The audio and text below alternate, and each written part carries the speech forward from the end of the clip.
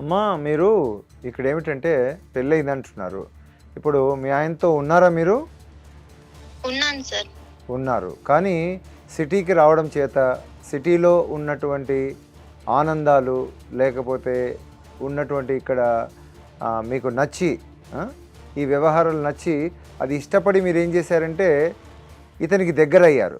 ఒక రాంగ్ ట్రాక్లో పడ్డారు. అవును, రాంగ్ ట్రాక్లో పడ్డారు.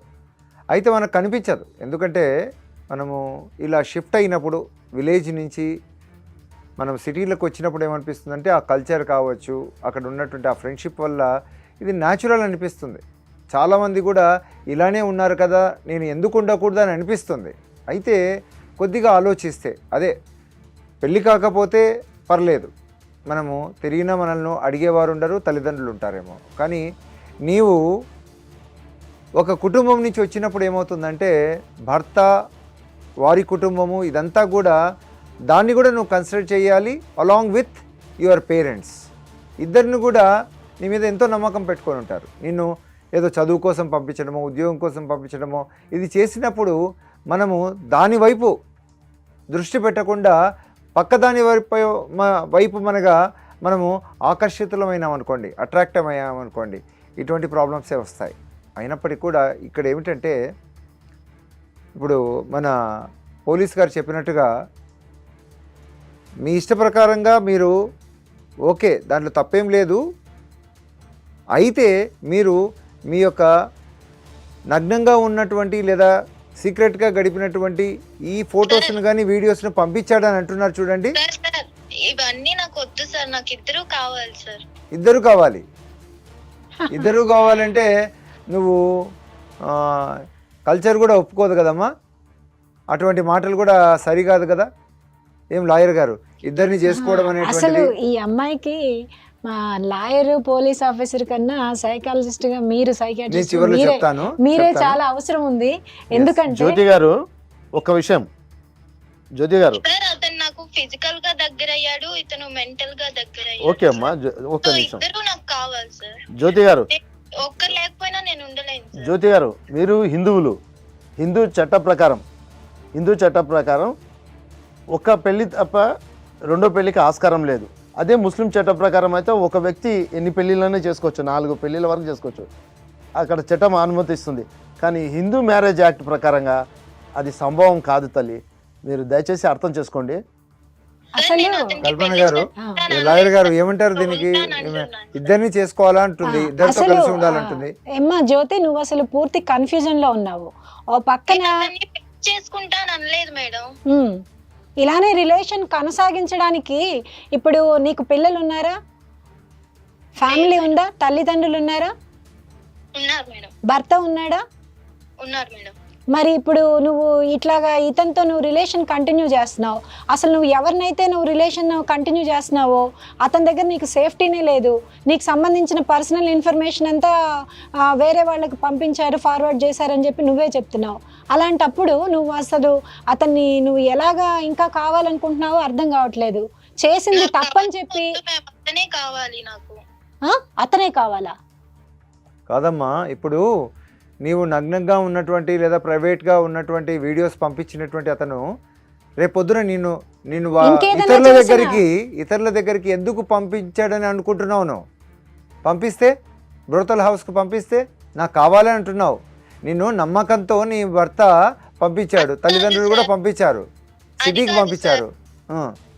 నేను మీకు కాల్ చేసింది మీరే ఎట్లయినా మా హస్బెండ్ తో మాట్లాడి మీరే అతనితో ఉండేలా చేస్తారని కాల్ చేశాను. ఉన్నాడా? హస్బెండ్ ఉన్నాడా? ఇప్పుడు మీరు ఫోన్ కలపగలరా? కలపగలను సార్. ఎస్, కలుపు. చూడండి, ఇలా ఉంటుంది. ఈ వెరితలలు ఎందుకు వేస్తుంది అంటే మనిషి ఆశాజీవి ఉండొచ్చు, కానీ ఆశయం లేనందుకు. ఒక ఆశయం అంటూ ఉండాలి.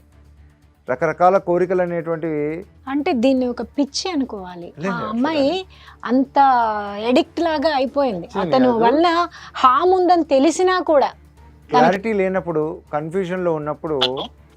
ఎస్, చెప్పండి. హలో. ఎస్, చెప్పండి. మీ పేరండి? హలో, చెప్పండి సార్, వింటున్నాను. హలో, ఎవరండి?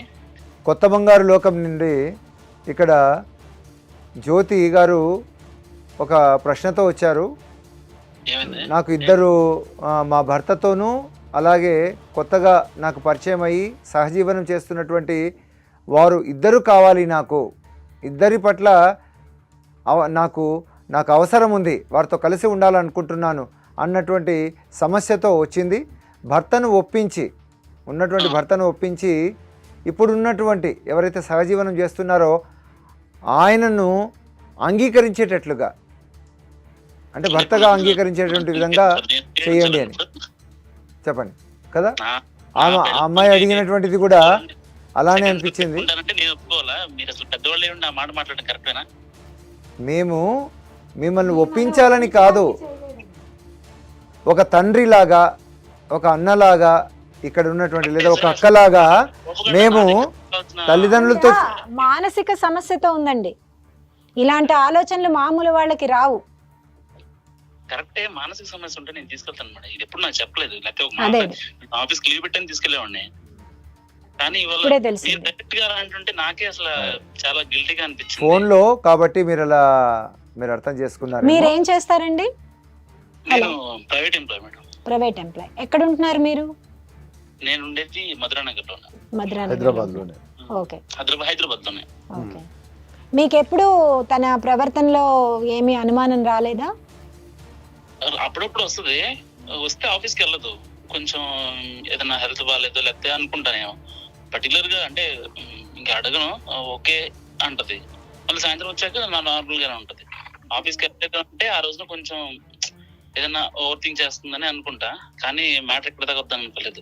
మీ ఇద్దరి మధ్యన అన్యోన్యత అది బానే ఉందా? ఏమన్నా ఇష్యూస్ ఉన్నాయా? కొంచెం నన్ను దూరం పెడుతుంది ఒక్కోసారి. అయినా నేను ఎప్పుడు అది నేను మెంటల్ గా తీసుకున్నాను. ఎందుకంటే నాకు కూడా ఇంకా పిల్లలు కాలేదు కదా. ఇంకా పిల్లలు అంటే మ్యూచువల్ అండర్స్టాండింగ్ అయితే ఇంకా కిడ్స్ ప్లాన్ చేయలేదు. Okay, right. ఇప్పుడు ఈ సమస్య నుంచి తనను బయటికి తీసుకొస్తే మీరు యాక్సెప్ట్ చేయగలిగిన పరిస్థితి ఉంటుందా అమ్మాయిని? అసలు 1 year నుంచి నా దగ్గరికి రాలేదు. ఇంకా నేను ఏ రకంగా యాక్సెప్ట్ చేయగలను? మరి అమ్మాయి మిమ్మల్ని కావాలనుకుంటుంది, అతన్ని కావాలనుకుంటున్నాననే చెప్తోంది. కాకపోతే ఆ అమ్మాయి చెప్తున్న మాటలు, ఆ అమ్మాయి ఒక భ్రమలో ఉండిపోయింది. సో అందుకని అమ్మాయికి ఏమన్నా హెల్ప్ చేయడం వల్ల మీరిద్దరూ మళ్ళీ కలిసి మామూలుగా జీవించగలుగుతారనేది మేము అనుకుంటున్నాము. మరి మీరు అలా ఓకేనా? ఎందుకంటే మీకు కూడా ఒక విధంగా షాకింగ్ గానే ఉంటుంది. ఇప్పుడు ఫోన్లో నువ్వు ఎందుకు ఫోన్ చేసినావు? వీళ్ళకి నాకు న్యాయం చేస్తారని నేను ఫోన్ చేశాను. న్యాయం ఉంటే నన్ను అడగాలి కానీ అసలు మొత్తం వీధిని పెట్టేసావు మొత్తాన్ని. ఎవరు నేర్పించారు ఇలాంటి? అసలు ఎఫ్ఐఆర్ ఏంటి? ఆడెవడు అసలు? అడుగు వాడి నెంబర్ చెప్పు నాకు, నేను ఫోన్ చేస్తా వాడికి. నువ్వెంత ఇష్టమో వాడన్నా నాకు అంతే ఇష్టం. ఇది సార్ పరిస్థితి. ఇప్పుడు ఇవాళ మీ ద్వారా నాకు క్లారిటీ ఇస్తుంది సార్, కొత్త బంగారు లోకం ప్రోగ్రామ్ ద్వారా హిట్ టీవీ యాప్. ఇందులో short news, live news, entertainment shows, movies, digital magazines తో పాటు మీ జిల్లా వార్తలను కూడా ఫ్రీగా చూడొచ్చు. అంతేకాదు కేజీ నుంచి పీజీ వరకు విద్యార్థులకు స్కాలర్షిప్ కూడా అందిస్తున్నాం. ప్రతి వారం 10 మందికి లక్కీ డ్రా ద్వారా ఒక్కొక్కరికి 10,000 రూపాయలు అందిస్తున్నాం. ఇంకెందుకు ఆలస్యం?